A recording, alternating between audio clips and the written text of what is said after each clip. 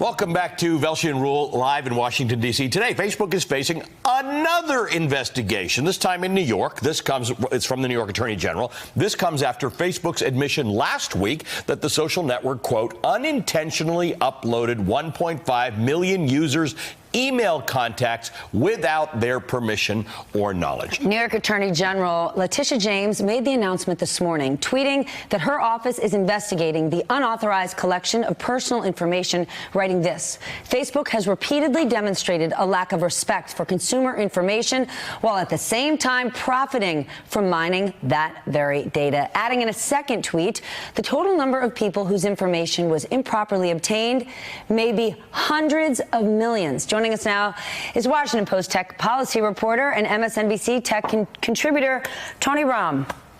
This is what Letitia James had in that tweet is really what the issue is. On one hand, Facebook continues to mishandle our information. That is its own problem. On the other hand, none of us get compensated for it. They trade in our data. None of us seem to have a say in this thing. And we're getting away from what probably should be the compact that we have for people who use our data. Yeah, you're absolutely right. It's another privacy black eye for the company. And the Attorney General is right that we could be talking about hundreds of millions of users who have their data compromised, who had their emails taken advantage by Facebook, which then used that to hone its ad targeting system, which gets to your point about the value exchange here. But this isn't even the only investigation that we saw announced targeting Facebook this week. Irish regulators said that they would look into an instance in which hundreds of millions of users had their passwords abused. Okay, but a black eye or a stubbed toe? Because a one-time payment, even if it's $5 billion or $10 billion, they can pay that in a heartbeat and not even think about it.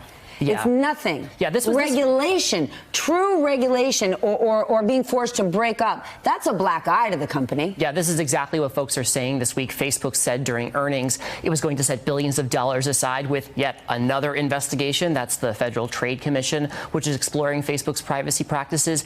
That being said, the commission is considering other penalties on Facebook that could target Mark Zuckerberg, as we've reported, or limit the way that they use data. Those are the sorts of structural remedies that privacy folks say would deal with your point, which is doing more than just, charging the money that they practically. But the stuff that the Europeans want to do, the stuff that Mark Zuckerberg writes about, I'm sorry, not Mark Zuckerberg, about Scott Galloway writes about, or Roger McNamee writes about, or that Elizabeth Warren talks about. None of that is within the purview of the FCC today. Generally speaking, they don't have the teeth to do the stuff that some people think really needs to be done. Yeah, for the most part, there is no national consumer privacy law in the United States. There's nothing that says that Facebook has to handle data in the way that I think a lot of consumers would like to see them handle data. Now, there are antitrust laws in the books that allow the government to go after companies, and that's when you get into the question of political will. Are these government agencies in the Trump administration or in whatever may come after the Trump administration willing to go after a company like Facebook or Google or whatnot? That's really where the question has come down on antitrust for a long time. We have to note the last administration was extremely friendly to those companies. Yeah, it was friendly to those companies, and remember, Facebook was able to gobble up companies like WhatsApp and Instagram